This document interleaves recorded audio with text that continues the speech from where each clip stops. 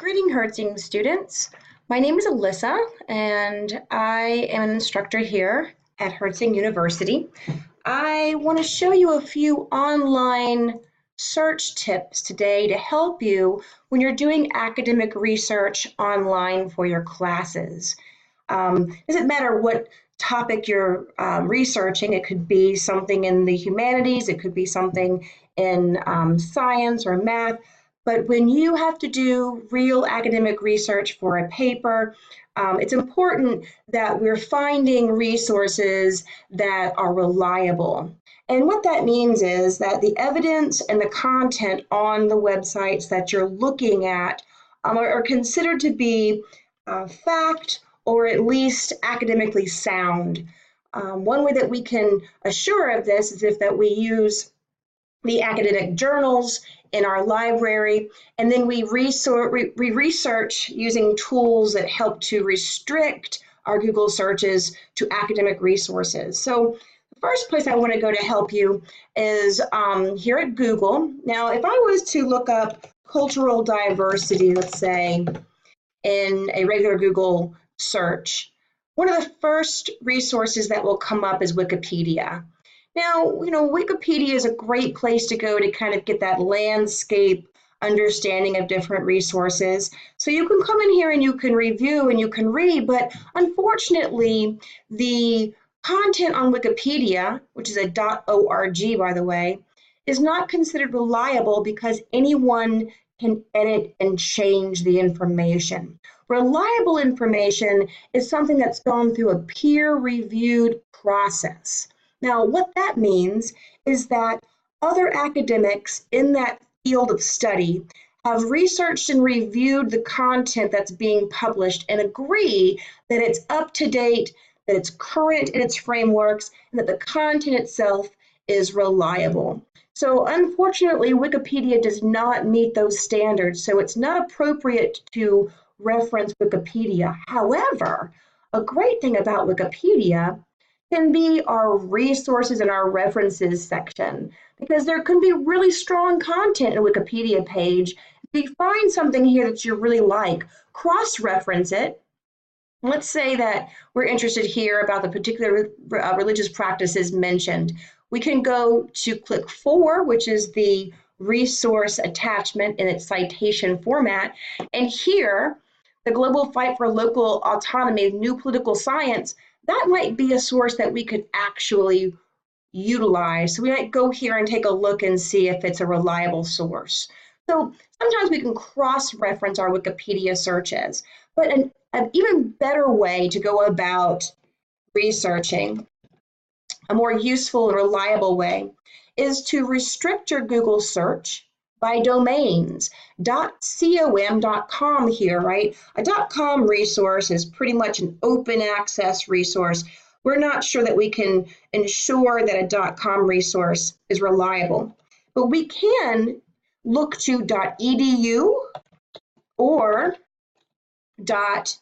.gov resources and websites, and these domains mean that we're going to educational institutions or governmental institutions. So what we're going to do that is we're going to type in advanced search into our Google search here.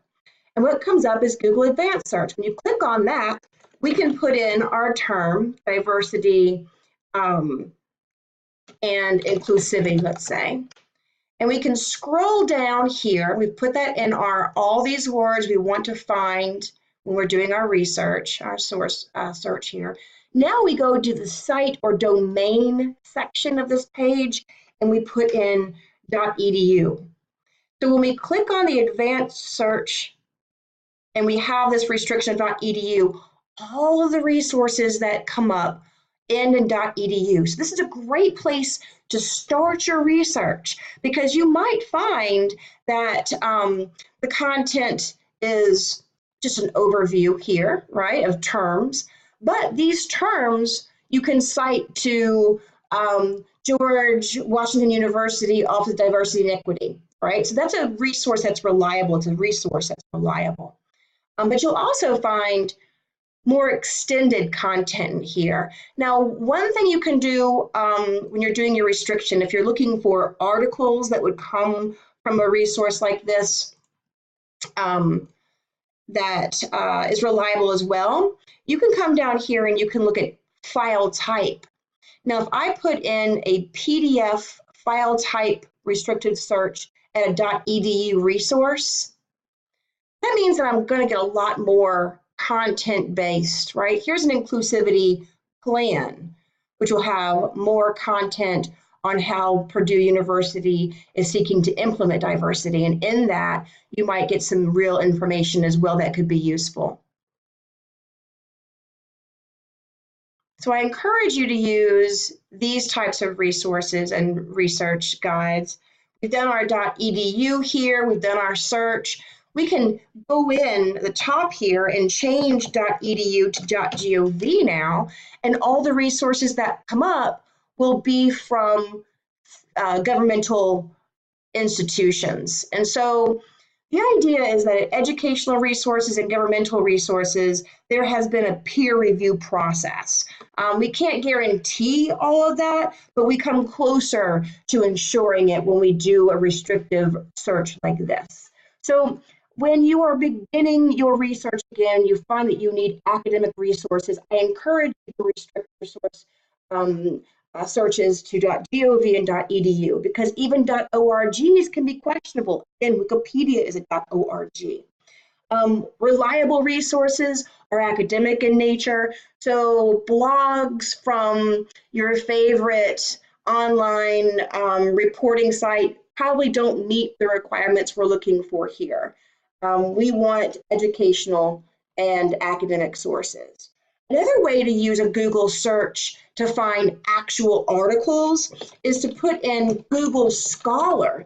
And when we do that, and we click on Google Scholar, and then we put in here diversity and inclusion, we get articles now, PDF articles that are also considered academic.